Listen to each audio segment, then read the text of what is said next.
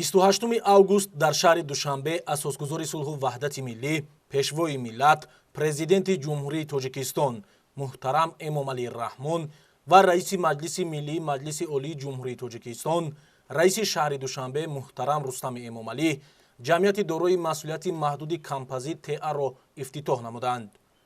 бунёди корхона дар партави сиёсати хиратмандонаи пешвои миллат муҳтарам Эмомалӣ Раҳмон ҷиҳати ноил гардидан ба ҳадафҳои олии стратегии мамлакат, саноатикунонӣ бо суръати кишвар ба роҳ монда шудааст.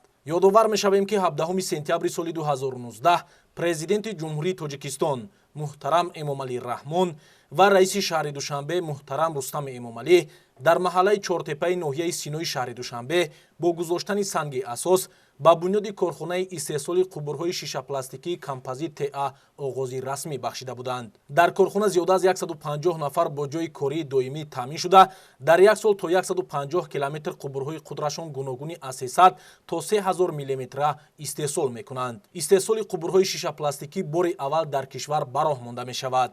имрӯз бо иштироки бевоситаи асосгузори сулҳу ваҳдати миллӣ, пешвои миллат, президенти ҷумҳурии Тоҷикистон муҳтарам Эмомалӣ Раҳмон ва раиси шаҳри Душанбе муҳтарам Рустами Эмомалӣ корхонаи истеҳсоли қубурҳои шишапластикӣ ифтитоҳ гардид.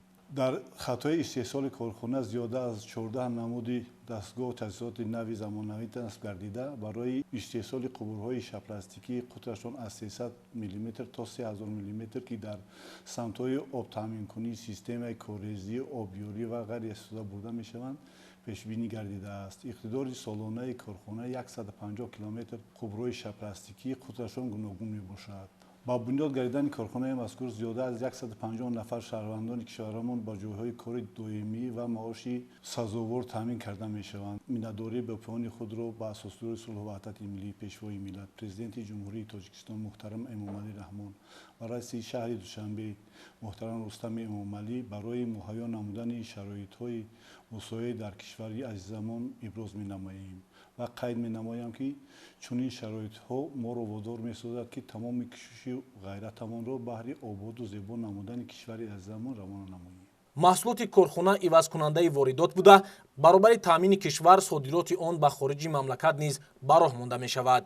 масъалаи таъминоти аҳолӣ бо оби тозаи ошомиданӣ ва санитария яке аз масъалаҳои мубрам на танҳо дар ҷумҳурии Тоҷикистон, балки дар дигар кишварҳо ба шумор рафта, дар ҳадафҳои рушди устувори Созмони Милали Муттаҳид ҳамчун ҳадафи шашум дарҷ гардидааст. тибқи стратегияи миллии рушди ҷумҳурии Тоҷикистон барои давраи то соли 2030 яке аз афзалиятҳои ҳукумати кишвар дар самти рушди сармояи инсонӣ ин ташаккули муҳити мусоид барои зиндагӣ аз ҷумла ба воситаи дастрасии аҳолӣ ба шабакаҳои таъминоти оби нӯшокӣ ва санитария мебошад. ҳамасола дар ҷумҳурӣ лоиҳаҳои бузург дар соҳаи таъминоти аҳолӣ бо оби тозаи ошомиданӣ, обёрии заминҳо ва корезӣ ки аз сарчашмаҳои гуногун аз ҷумла аз ҳисоби буҷети давлатӣ, грантҳо ва ё дигар қарзҳо маблағгузорӣ мегарданд, татбиқ мешаванд. қубурҳое ки ҳангоми амалинамоии лоиҳаҳои мазкур истифода мешаванд асосан аз хориҷи кишвар харидорӣ мегарданд ки бо дар назардошти арзиши таҳвил ба маротиб гаронтар ва боиси берун рафтани асъори хориҷӣ мешавад. бо дар назардошти рушди устувори иқтисодиёти мамлакат, васеъшавии шаҳру ноҳияҳо, зарурати аввалиндараҷа ба азналсозӣ, инчунин барқароркунии шабакаҳои таъминоти аҳолӣ бо оби ошомиданӣ, бунёди шабакаҳои обу корезӣ, илова бар ин таъминоти майдонҳои кишоварзӣ бо об ба воситаи пойгоҳҳои обкашӣ ба миён меояд. аз ин рӯ ширкат бо дар назардошти асоснокунии техникӣ, иқтисодӣ ҷиҳати сохтмони корхонаи истеҳсоли қубурҳои шишапластикӣ иқдом гирифта, онро ҷавобгӯ ба талаботи байналмилалӣ ва сифати баланд сохта ба истифода дода шуд. корхонаи муштараки истеҳсоли қубурҳои шишапластикии композит ТА корхонаи муштарак байни ҷумҳурии Тоҷикистон ва яке аз ширкатҳои бонуфузи ҷумҳурии Озарбойҷон аз композит мебошад. дар корхона дар нақша гирифта шудааст ки бо дар назардошти таҷҳизотҳое ки аз кишварҳои аврупо дастрас карда шуданд зиёда аз 20 намуд қубурҳои гуногун истеҳсол карда шавад. истифодабари қубурҳои мазкур дар қариб ки тамоми самтҳо вобаста ба таъминоти об истифода бурда мешаванд. шурӯъ аз таъминот бо оби ошомидани ба аҳолӣ ва инчунин корезӣ ва таъмини соҳаи кишоварзӣ бо об истифода бурда мешаванд. қубурҳои мазкур солҳои тӯлонӣ аст ки дар кишварҳои Аврупо истифода шудани он ба роҳ монда шудааст ва айни замон дар ҷумҳурии Тоҷикистон нахустин корхонаи ба кор андохта шуд ки бо дар назардошти технологияҳои муосир чунин маҳсулотро истеҳсол менамояд.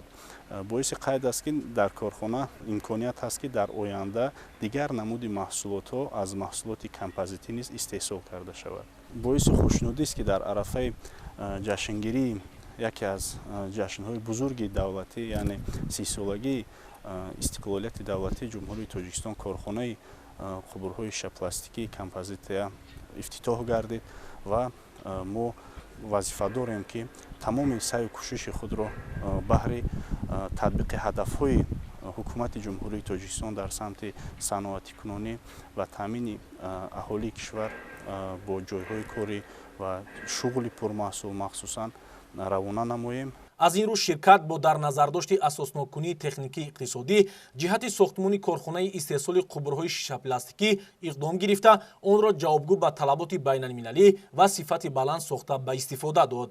боиси тазаккур аст ки ҷамъияти дорои масъулияти маҳдуди композит ТА корхонаи муштарак буда дар ҳамкорӣ бо яке аз ширкатҳои бонуфузи озарбойҷонӣ аз композит таъсис дода шудааст.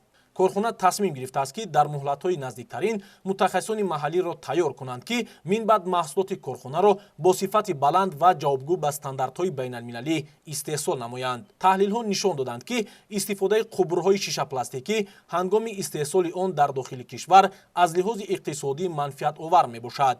қубурҳои мазкур новобаста аз дарозӣ ва ҳаҷм хеле сабук буда аз лиҳози насбнамоӣ ва истифодабарӣ хеле содда ва осон аст. инчунин қубурҳои шишапластикӣ ба фишори баланд тобовар буда оташбардор мебошад.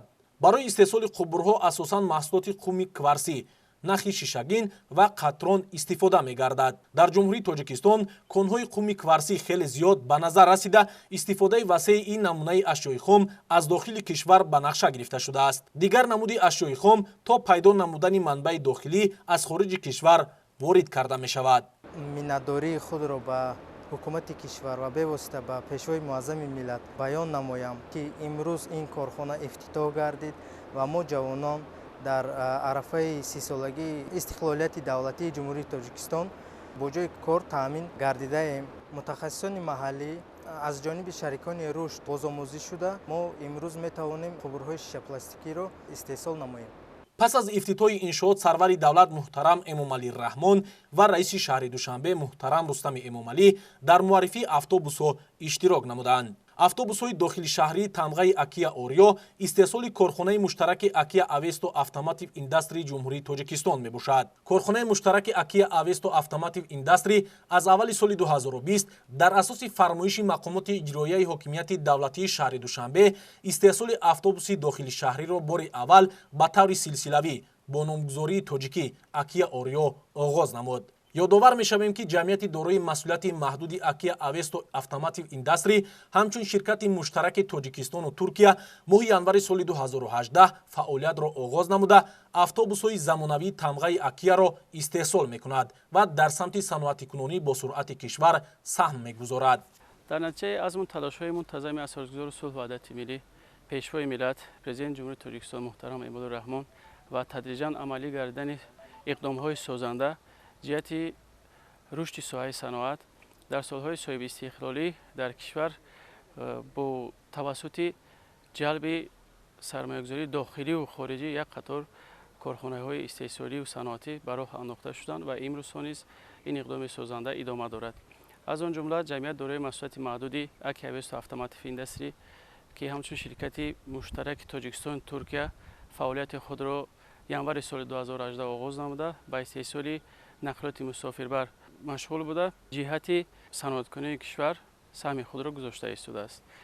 иқтидори солонаи корхона дар як сол то 300 адад автобус, шумораи кормандон бошад аз ҳисоби мутахассисони маҳаллӣ беш аз 100 нафарро ташкил медиҳад.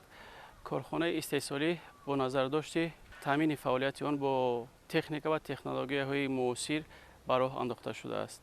боиси қайд аст ки бо дастури ҳидоятҳои пешвои муаззами миллат ва ташаббуси раис шаҳри Душанбе ҷиҳати таъмин намудани бозори дохила ва содирот тасмим гирифта шуд, ки то ҷашни сисолагии истиқлолият ширкати муштарак автобусҳои замонавии электробус бо қувваи худрави то 300 километр, троллейбуси замонавӣ бо қувваи худрави то 40 километр ва як адад автобуси бо муҳаррики гази табииро барои озмоиш пешкаш намояд ва давоми соли ҷорӣ истеҳсоли силсилавии ин автобусҳоро ба роҳ монад.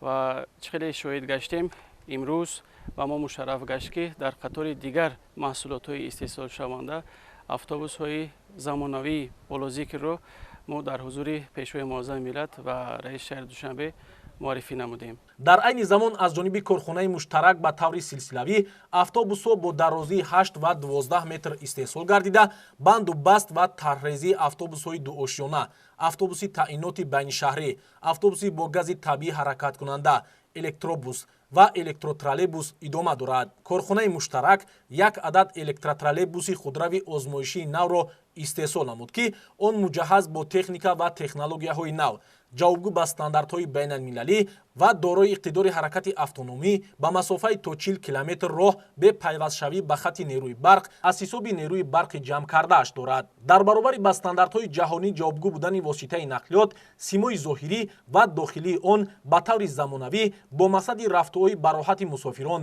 тарҳрезӣ карда шудааст.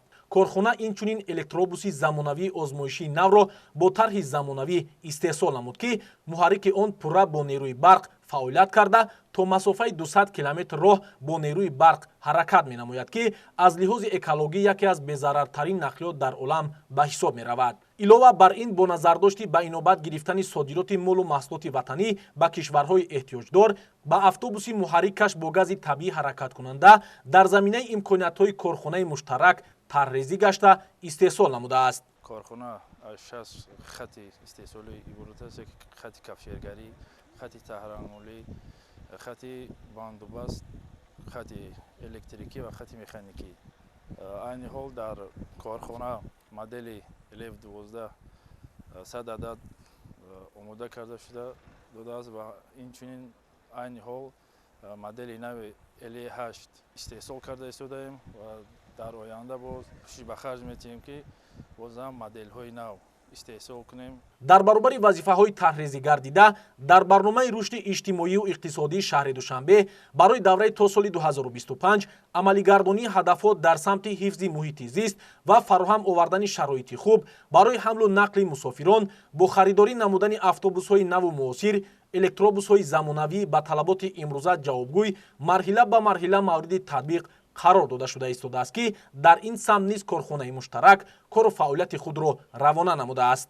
иқтидори истеҳсолии корхона дар як сол то 300 адад воситаи нақлиётро ташкил дода, шумораи кормандон аз ҳисоби мутахассисони маҳаллӣ 150 нафарро ташкил медиҳад. маҳз баланд бардоштани савияву малакаи мутахассисони маҳаллӣ барои саривақт истеҳсол ва банду басти автобусҳо бо мақсади супоридани онҳо ба корхонаҳои коммуналии шаҳри Душанбе имконпазир гардонид ва айни замон муддати 3 сол аст, ки шумораи автобусҳои таҳвилёфта ва дар кишвар истеҳсол гардида дар хатсайрҳои пойтахт ба хизматрасонии ҳамлу нақли сокинон ва меҳмонони пойтахт равона гардидааст. пешвои миллат муҳтарам Эмомалӣ Раҳмон пас аз шиносоии пурра бо шароити муосири хизматрасониву мусофиркашонӣ тавассути воситаҳои нақлиёти нав бо истифодаи имконоту иқтидорҳои мавҷуда дар ин самт ва роҳандозии содироти автобусҳои истеҳсолшаванда дар ҷамъияти дорои масъулияти маҳдуди Акия Авесто Автомотив Индастри ба масъулон дастуру ҳидоятҳои мушаххас доданд.